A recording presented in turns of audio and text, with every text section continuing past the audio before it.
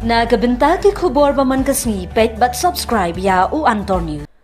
Kublai phi baro kini kilong ki khubor bamanta kasngi.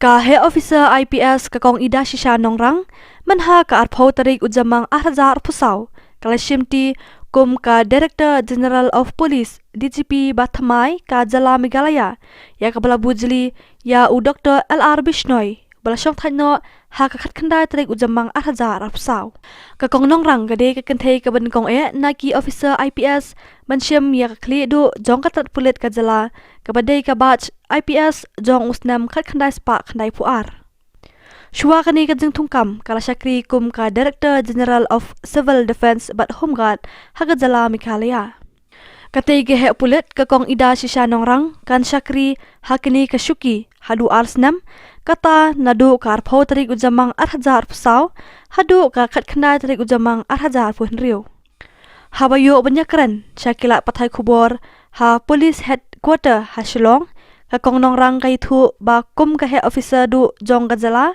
kan pet ya ka jingduna ka badon ha katrat pulen ka kong ida shisha nongrang kalapan jing yatri lang na kipai ba jong ka Jala na ka benta kapit ka biang jong ka Jala bat ka bakong san ka day bandat dingkhong ya ki jing snew bat ai ka jing shangan.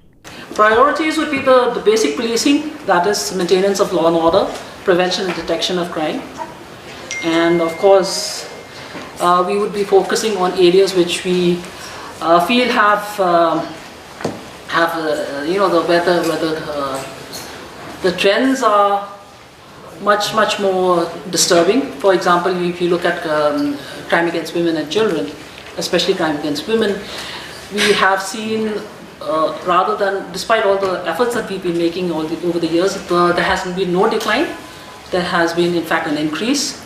And we would like, well, we have tried to reach out to various organizations, even at various levels, whether in the district level, whether in the Thana level. We haven't been able to have the kind of not the feedback, but the results that we have been hoping for. So I feel that we need to have a relook at how we will be going about it, and maybe rethink and rework our approach towards tackling such issues. Ma'am, you are the first female DGP of Meghalaya. So what will be your focused area, and how do you see this? Like I've said to other colleagues of yours, I don't think the female DGP is any criteria for or qualification for being DGP. The fact of the matter is, I've put in more than 30 years of service. So DGP, I don't think female is anything like that. But yes, as one of the I hate this first thing business. But as a female officer, as a woman, I feel very strongly that women have a very different perspective, and I will try to use that perspective to ensure that women themselves feel much better.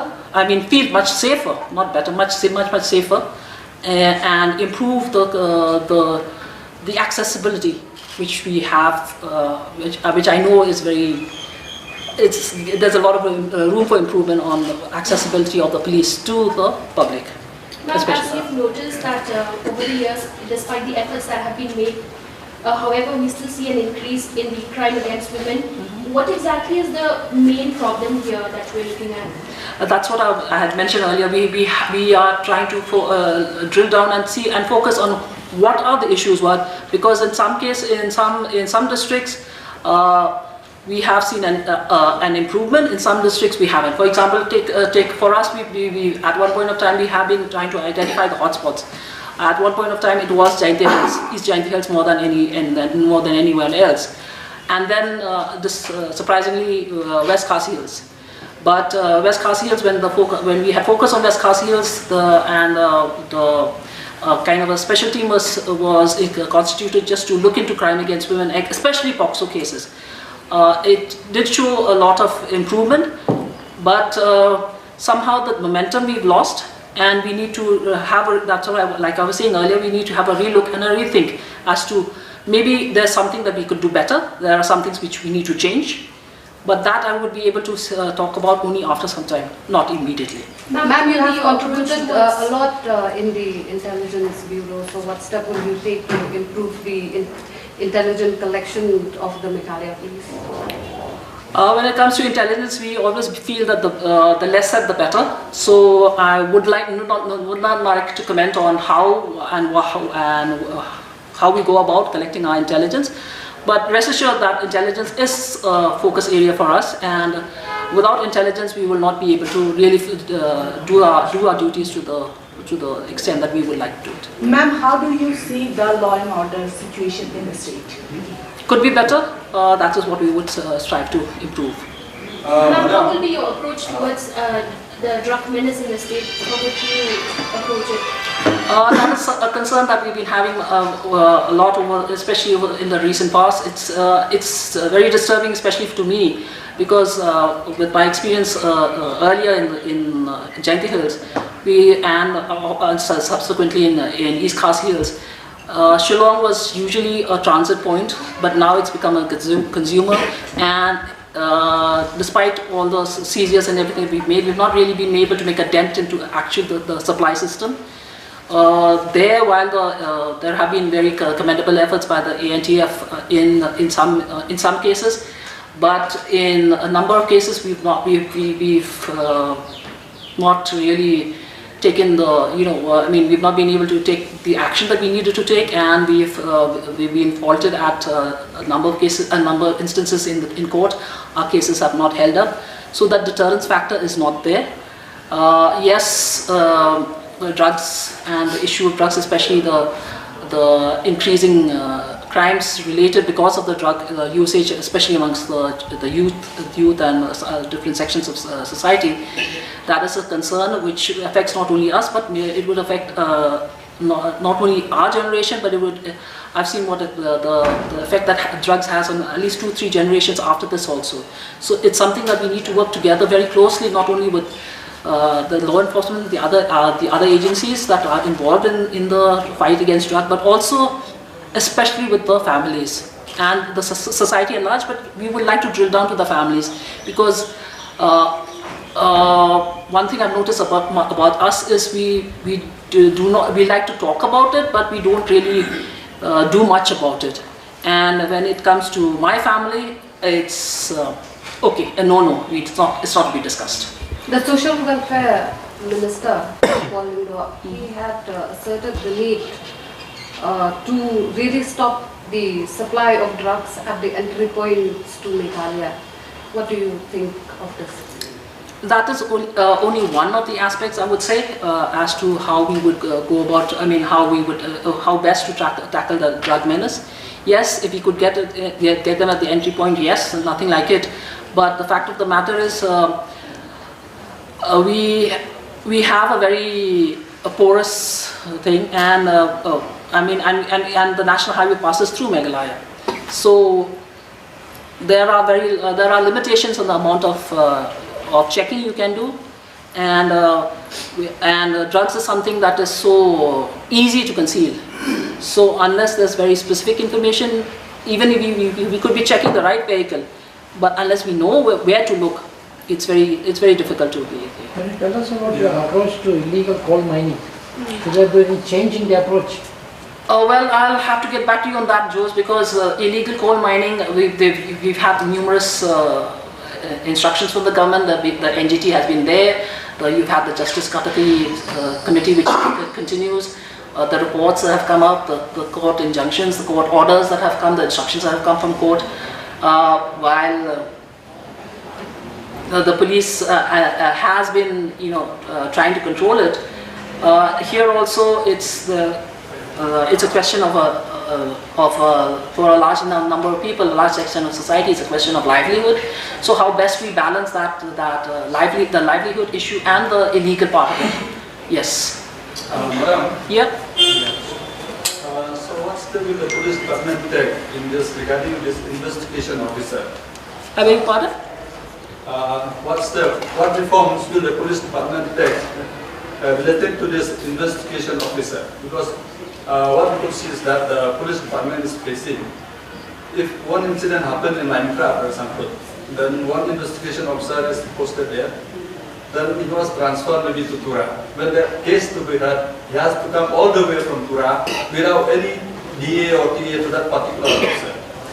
I think I will have to correct you there. When it's related to a case and when he has to come for maybe for summons, if he has completed the case and the case has been sent to court where the final form has been issued, when he comes for any court hearing or anything related to the case, he is entitled to TADA. That is part of the service conditions. But when the person has not completed the case diary, his investigation, or has not even updated his case diary and all that, then obviously it is his duty to ensure that when he comes or when he hands over the case, he is called very often.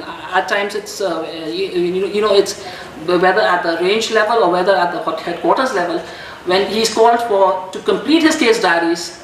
Then in those cases, very often, yes, he isn't given a TAD. Ma'am, there were so many. Star, you want to continue? Let me complete. Okay.